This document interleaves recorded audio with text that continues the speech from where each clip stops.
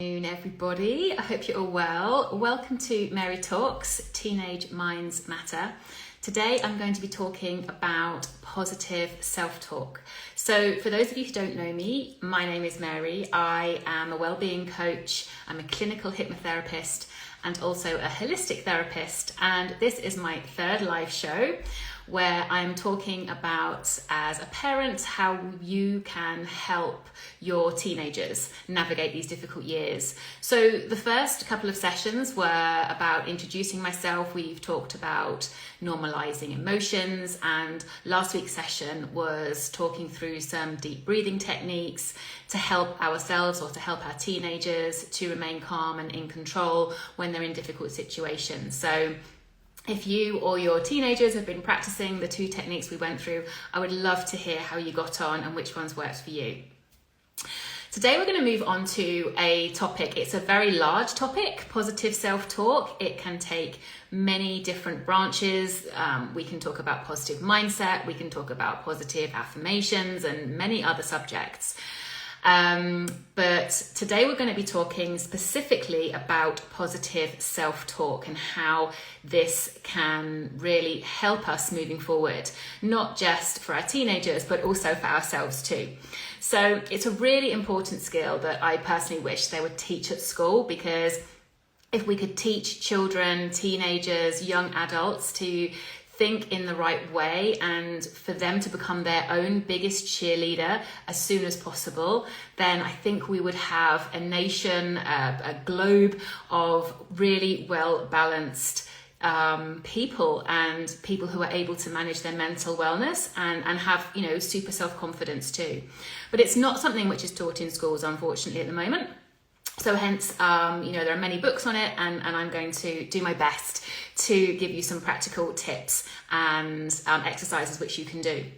So I have written a book called Simply Wellbeing, which looks at all aspects of wellbeing, mental wellbeing, physical wellbeing, and spiritual wellbeing.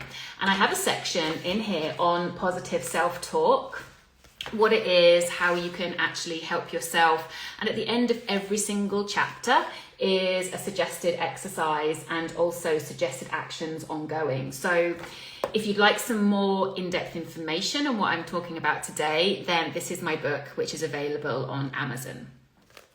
Okay, so let's get started. First of all, I want to talk about negative bias. Don't know if you've heard about this, but it is basically a human, something which is inbuilt in us in humans, that we are more likely to register and to dwell on negative situations and negative conversations, negative things that are said about us, to us, etc. We're more readily likely to dwell on them and think about them than we are positive statements. Okay, so as humans, we feel the sting of something negative which happens to us a lot more powerfully than, for example, the praise that we feel when somebody, the joy that we feel when somebody gives us praise. And in terms of why this negative bias is within all of us, we kind of trace it back to evolution, where we, as humans, we would be a lot more aware of bad and dangerous situations, which were literally life or death to us. And that's basically what would be forefront of our mind. So we'd be more focused on dangerous situations than actually the joy and wonder that we would have in our lives, if that makes sense. So over the years, this has become a strong instinct, I suppose, in all humans, that, we look for the negatives rather than the positives in life. And the negative bias is simply one way of our brain trying to keep us safe. But my question is this really helpful for us today? Is this helpful in the environment, the world which we live in today, to have such a strong negative bias? And I don't think so. For me, the answer is no. And there are things which we can do about it. So let me ask you a question for you to have a think about. If somebody pays you a compliment, do you readily accept it and say, oh, thanks so much? Or do you automatically turn it around to something which is negative? And an example of this could be, maybe you've just had a haircut, maybe you've just bought a new t-shirt, some new Nike trainers, I don't know, whatever it is. and someone gives you a compliment about it, and do you automatically say thanks so much and feel great for the rest of the day? Or do you turn it into, well, actually he or she cut too much off, I don't really like it, or I'm not too sure about the colour, or they don't really fit quite right, or anything along these lines. Because that is the tendency in humans, to turn something around which is positive and to make something negative out of it. Okay? And what I want to talk about today is that we need to start making sure that our minds are working for us and not against us. There's enough negativity in this world, seriously. So we need to be teaching our teenagers to look for the positives, to manage their minds, because our minds can work for us, okay? And our teenagers, our kids, we need them to become their biggest cheerleaders. As a parent, you might be your child's biggest cheerleader right now, and that's awesome. That really, really is. But your child is going to be with him or herself their entire life. Okay? Yes, you're going to be around for a lot of it, but you know that it's only you that's in every single situation moving forward in life, if this makes sense. So we have to be our own biggest cheerleader, and we need to teach our children to be their own biggest cheerleaders as well, and to talk themselves up as to talking themselves down. So what happens psychologically with this negative bias, when we react negatively to a situation, when we talk negatively to ourselves, okay, it creates a neural pathway in our brain, which means that the next time we're in a similar situation or something similar happens, our brain automatically goes to this neural pathway. Oh yes, that means I think negatively. Oh yes, that's a negative situation. This is where I'm going to dwell on it for the next 6 hours solidly. This is what we do. And the more that we do this behavior, the stronger this neural pathway becomes. So actually, by the time you get to my age, the ripe old age of 50, the neural pathways can be really strong. And they're a lot more difficult to break at 50 than they are at 15. Okay, so this session is about talking, what can we do to help our teenagers to think more positively and to have some more positive self-talk in situations.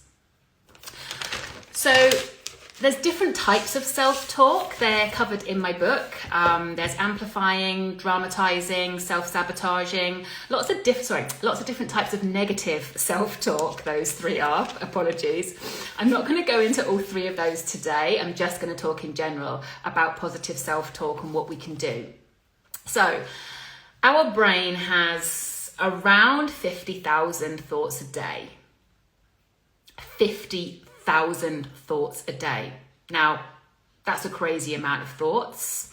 And I'm not saying for 1 second that we can learn to control every single one of those thoughts, because that's just an impossibility, okay? But we can start to think more positively about things and about situations and about things that have happened to us, okay? So one way that we can start to do this is to stop ourselves during the day and to assess, are we thinking something positive right now, or are we thinking something negative? I'm a big fan of Post-its. So one way that we can do this is to find 5 objects around the house. Maybe it's the microwave, maybe it's the mirror where you clean your teeth, maybe it's, I don't know, beside your bed, I don't know, find 5 random objects and stick a Post-it on them. And every time you come across that Post-it during the day, I want you to stop and I want you to think, am I thinking something positive right now, or am I thinking something negative? Another way you could do this is, for example, to set an alarm on your phone 3-5 times a day, and every time that alarm goes off, again, you stop what you're doing and you analyze what you're thinking, and is it positive or is it negative? Okay, we can't control all 50,000 thoughts, but even stopping 5 times a day to analyze our thoughts and to just assess, are we in a positive mind frame or are we in a negative one, is a really big step forward. Okay, so you can do this yourself. You can talk to your teenagers about doing this as well. It's a really interesting exercise. And you'll soon get a picture of whether, you are a positive person or whether actually you've got a little bit of work to do in terms of turning these thoughts into positive ones. If you're a parent of a teenager and hopefully you have conversations with them at some point, maybe not every day, but hopefully your teens, do chit chat to you at various points, I want you to sit and listen and again to analyze, are they talking kindly to themselves, about themselves? Are they talking themselves up? Are they being positive? Or actually are they in a negative spiral? Are they just dramatizing everything which is happening to them, and they're in a real negative spin? And this is your job as a parent to sit and listen and then to help them through that. So for example, I don't know, they may have just done an exam or an assessment and it's like, oh my gosh, mom, it was terrible. I couldn't answer anything. I didn't do that right. I didn't do my workings. I didn't do this. I forgot to answer the last 2 pages of questions, whatever it is. Maybe they've done, I don't know, a theatre production and it didn't go well. They forgot their lines. Maybe they've just done some kind of musical recital and it wasn't as good as how they practiced it at home. Okay? And when they're talking through these situations with you, I want you to listen. First of all, let them talk, let them listen. But then I want you to explain to them or just say, listen, you're actually talking yourself down and being negative about this, whereas actually it went really well. Or I'm sure it wasn't as bad as you thought it was going to be. Or, well, you tried your best. Let's just wait for the results to come out, if it's an exam or a test, etc. But I want you to listen to your teen, child, whatever, and then ask them 2 questions. The first question is, well, what have you learned from this? Turn it into something positive, because let's be honest, as humans, it doesn't matter how old you are, we always have difficult situations, difficult things that we have to deal with, or things that haven't gone particularly well. I can guarantee I'm going to finish this live and go back and look at my notes and think, oh my gosh, Mary, you forgot this, you forgot this, you forgot this. And that's not going to help me in any shape or form. Listening back and thinking, okay, well, this went well, but actually maybe next time I could do this, or next time I could do this, is a much more positive outcome. It's a more positive way, to look at everything. So as a parent, or any, teenagers, whatever, who are listening to this as well, after a situation that hasn't gone exactly how you want it to, I want you to ask these 2 questions. What have you learnt? What have I learnt? And what would you do differently next time? It's as simple as that. Because everything is a learning. It doesn't matter what age you are. You're never going to be 100% amazing, awesome at absolutely everything, okay? Maybe you are, great. You're always going to be learning. You're always going to be in new situations. And it's basically about learning and moving on and doing things differently, because then you're going to get better and better and better and better. So those 2 questions are really powerful. What have you learned, and what would you do differently next time? Okay. The second technique, which as a parent is really powerful, is to introduce your teenagers to the word yet. The power of the word yet. Because I hear my teenagers all the time when they've learned something new. I don't know, you're doing a new segment of maths, which is really difficult. And I hear, one or both of them saying, oh my goodness, it's just so difficult. I can't do it. I'm so stupid. I don't know what to do. I've got no clue where to start. I've got no idea how this works. Statements like that, okay? And this is quite normal, let's be honest, as adults we do this as well.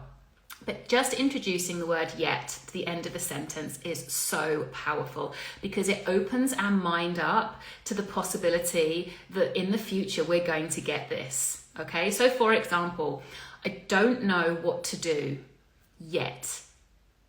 I can't do this yet. I have no idea how this works yet, okay? Just by adding that yet, those 3 little letters onto the end of these negative sentences, it opens the mind up to the possibility that we just haven't learnt it yet. This is fine. Of course we don't know how to do this because we've not done it before. Of course, we don't know what to do in this situation because we've never been in this situation before, okay? So adding yet to the end of your teenager's sentences or to your own sentences as well is a really, really powerful tool, okay? And one which we all just need to remember because we're all learning. As I've said, it doesn't matter if you're 15 or if you're 50, okay? There's going to be new things that you're learning all the time, and not everybody has got all of the answers. It's about learning, and so that you do have the answers, or so that you can fathom it out somehow with all your experience, okay? So that for me as a parent is the second biggest top tip in terms of positive self-talk, is saying that to your kids. Yeah, you can't do it yet because you're still learning. It's all good, it's all fine. I get you've got no idea how to do this or what to do in this situation because you've never been in this situation yet, and so on. Okay, so I hope you get the general idea. And the third thing I wanted to talk to you about quickly today is that of positive statements. So when your children, teenagers, whatever, are being a bit negative, it is about teaching them 2-3 positive statements which they can easily pull out of their bag as and when they need it.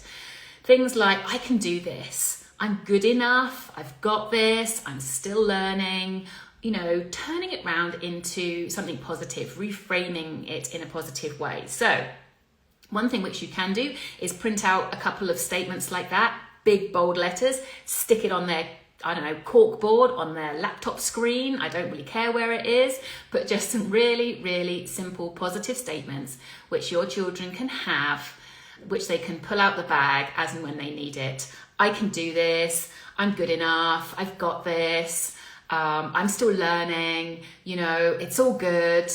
Just really simple things like that, which maybe they're in the middle of a football game and it's not going well, or they feel they've let their team down, or I don't know, they can say, come on, I can do this, I can do this, I've got this, I'm still learning, it's all good. Again, just really simple positive statements which they can think about, pull out the bag in the middle of an exam or an assessment, or when something's not going quite their way. They can just give themselves a quick positive boost.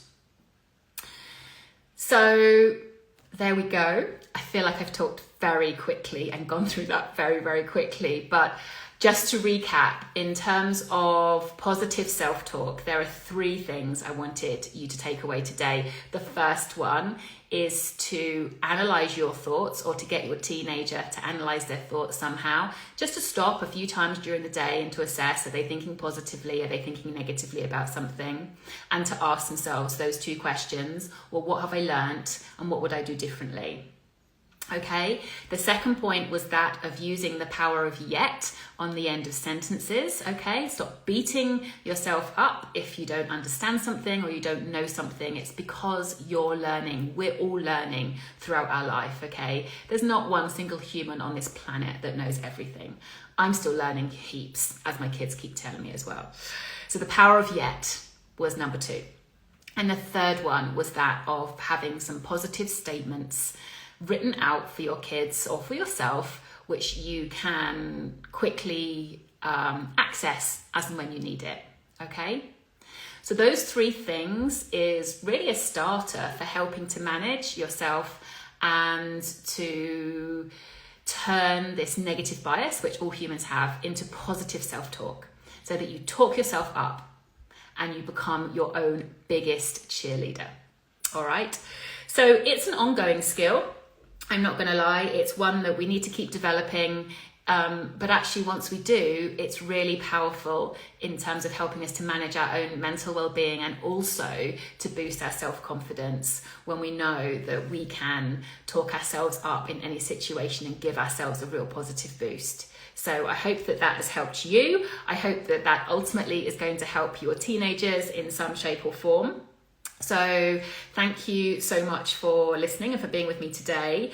Just to finish off, 2 things. The first one, I have written a course for teenagers and young adults, which is called Thrive and Shine. It's a very, very practical course. Hopefully by now, if you've listened to any of these videos, you know that I'm about giving you practical exercises and strategies to help manage things such as anxiety and worry, but also to boost self-esteem and self-confidence in teenagers.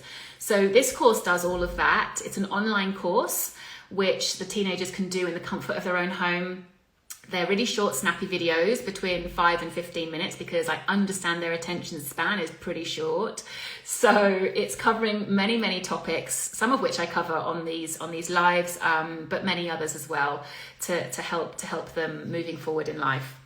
So Thrive and Shine is the name of the course. I will pop the details below. But if you want any other information, you've got any questions about it, then please do message me. I'd be more than happy to help. And then the final thing is to say that my next live is going to be next Wednesday.